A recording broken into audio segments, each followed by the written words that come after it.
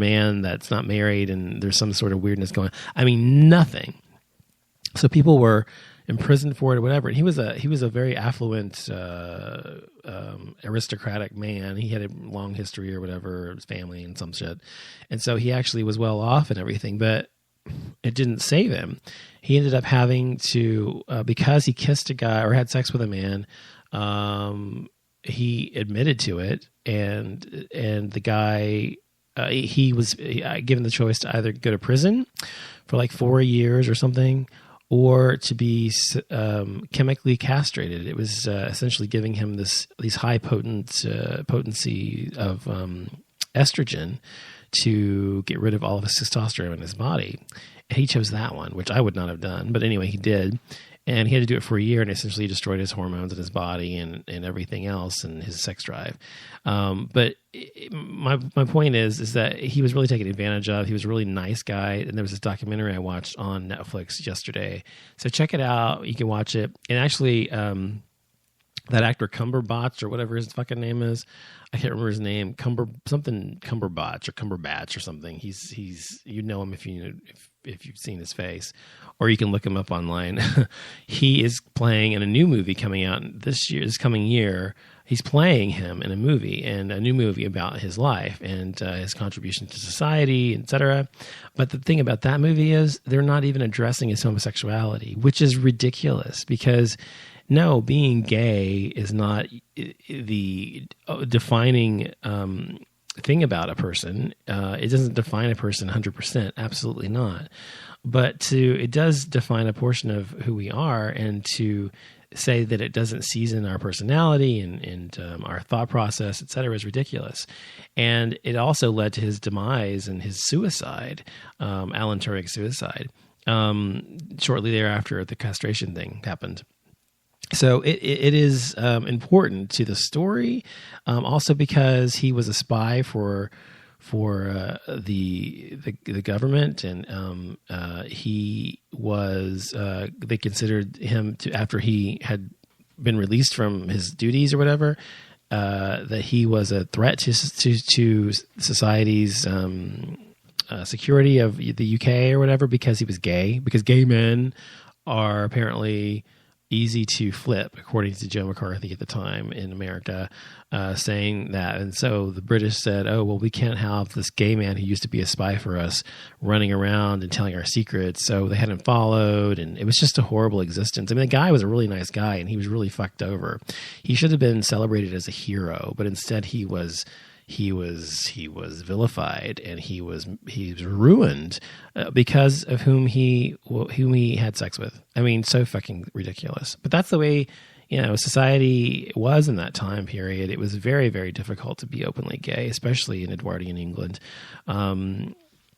So to be, so we should be very thankful, those of us who are gay and openly gay these days, who actually are able to be ourselves and to love who we want to love openly. And yeah, sometimes there are repercussions in terms of gay bashings and things like that. But I mean, the point is we have the freedom to do it, at least in America and many other countries these days. So we have to be thankful for that. But anyway, check it out if you're interested. What else do I want to talk about? The chick from The Biggest Loser. What's her name? Jillian Michaels. She was quoted recently in Ladies' Home Journal. She was doing an interview with them, and they asked her about her being gay or whatever. And she said, quote, "I don't know that I am comfortable talking about being gay now, to be honest with you," she told them. "The gay thing has always been hard for me." She said, "When Heidi and I are out and somebody older asks, 'Are you sisters?' I say we're friends. I guess it comes from thinking that they will be shocked or disturbed. Look, I wish I had some strapping football player husband. It would be such a dream to be, quote, normal like that, but I'm just not." Now, she's been given a lot of flack for this because it makes it sound as if she wants to be something she's not. One, also because it's making it sound as if being gay is not normal in some way. And it just sort of, for a gay, someone who represents a gay community in some sense, publicly through the media, to say something like that is very disparaging towards gay people. Now, to be fair, she may have just meant that, you know, it would be easier to be gay, to be straight than to be gay. I mean, if she means that, that's fine. That's true. Obviously, it's easier to be heterosexual than to be gay because that's the way society is.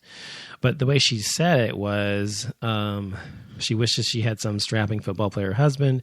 It would be such a dream to be normal like that, but I'm just not.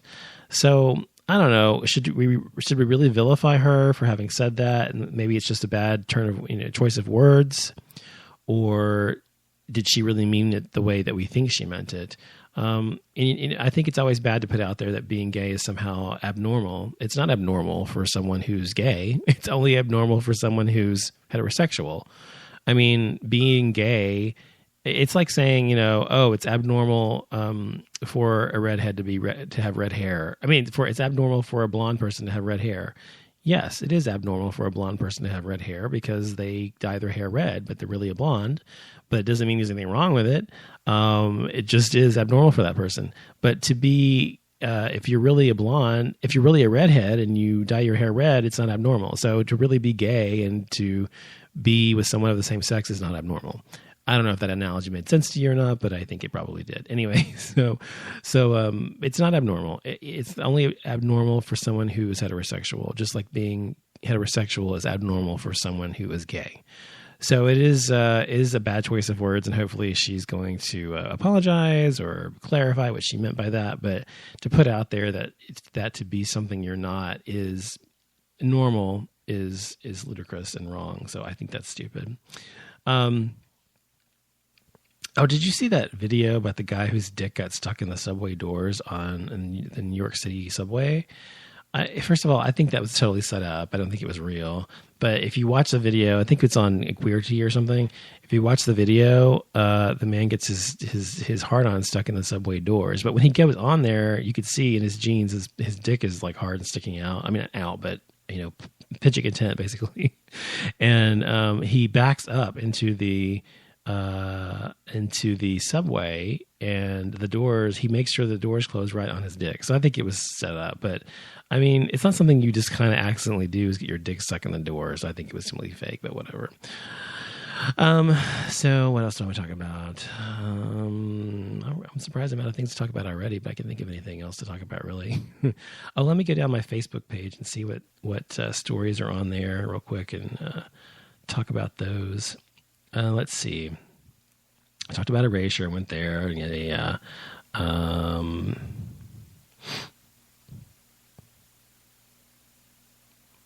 talked about Dangerous Muse last Saturday. Jan Hooks. Yeah, I love Jan Hooks. That's sad that she died. They said she died, I think, of cancer or something, or they didn't say initially what, but that's sad. She was really cool. What else is on here? This is my page. I need to look at my feed. Hold on. My Facebook feed. So that's the wrong one. There we go. Okay, so are you watching, any of you watching American Horror Story? I don't know if I talked about this already, but there's this hideous clown on there played by Jeff Goldblum. I did talk about it, I think, but it's scary as fuck. And, you know, clowns really fucking scare me. Generally, when I was a kid, I did not like clowns because they always wore makeup and they wore a mask of some sort. I didn't trust people like that, and people I couldn't see their eyes really or their face. And so, yeah, no, I don't. But I do watch the show. The show's still good, but it scares the fuck out of me when I do watch it. There's a guy on my Facebook page. He's from Dallas, or he's from Oklahoma, rather, but he's in Dallas now. His name is Derek. And his brother told him he hopes he gets AIDS and dies. And I was thinking about that because there are so many, you know, why is it, I mean, I don't know how to put this. What is it about being gay that is so completely offensive to people? I understand people have their own issues with it because of how they were raised or religion or whatever. None of that's an excuse, by the way. But what is the vitriol against being gay? I don't get why being gay just turns people so badly against you. I don't understand it. I don't understand why people just hate you so much for being gay if you're not into gay people or whatever. I mean, why aren't they that way towards people who are, I don't know, like murderers, or people who are like horrible people like rapists or something like that, or or that guy who hurt the dog, Vince, whatever his name is, or Vic, that football player guy. And they forgive people of all these things, and even, though being gay is nothing to be forgiven for, it's like being gay is just like the worst thing you can be in society these days. And it's been that way for a long time, of course. People think that, but I don't understand where this hatred comes from. I understand it to some degree why they're hate filled, but the level of hate, I never got it. I guess gay people, just specifically gay men, for some reason are seen to be just the lowest of the low in some people's circles. Like black people, generally black people hate gay people. Mexican people hate gay people. I mean, white people too. I mean, I guess everybody does, but I mean, it's like culturally, there are all of these people who just really despise and detest us. And I don't know why. I've never understood it or gotten why, but what the fuck ever. I mean, people are what they are. Just get the fuck over it.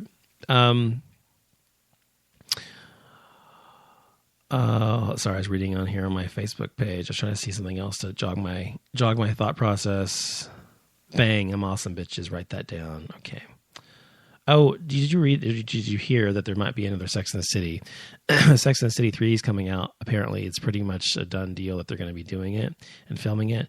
I've been watching Sex and the City since it first came out in 1998 or whatever it was, and I love the show. I'm a huge fan of it. I can't wait to see what happens. The last one wasn't that great. It was all right, but the first one was really good.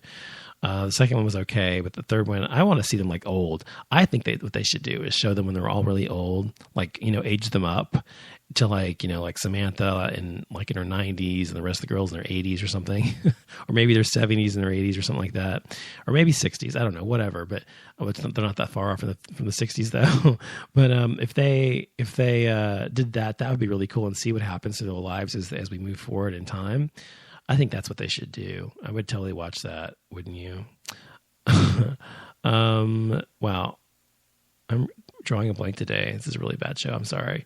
I'm trying to see what there's anything on here I could read to you or read about, but that's what Brain Purge is all about nothing. So hope you're enjoying the nothingness.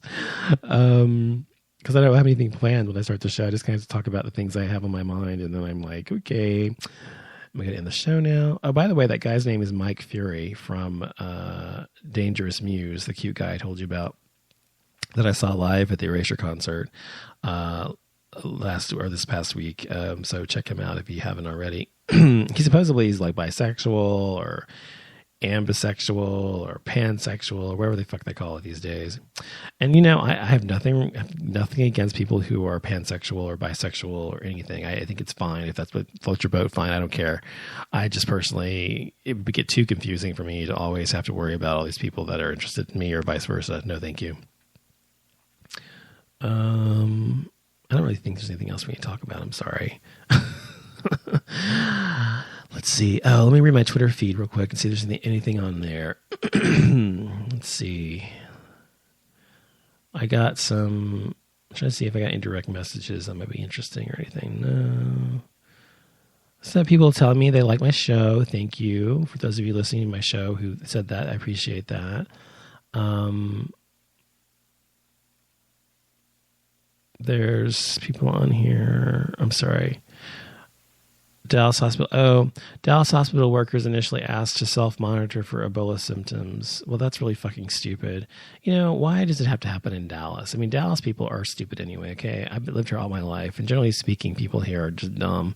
I mean, the backwoods hicks and shit like that, they don't really study that much. They just kind of get through, and I don't know. I mean, it's a horrible blanket statement, but it's true. I mean, Dallasites generally only care about certain things. Dallas is a very superficial, vapid city, and I don't know how it became so, but it has been that way forever.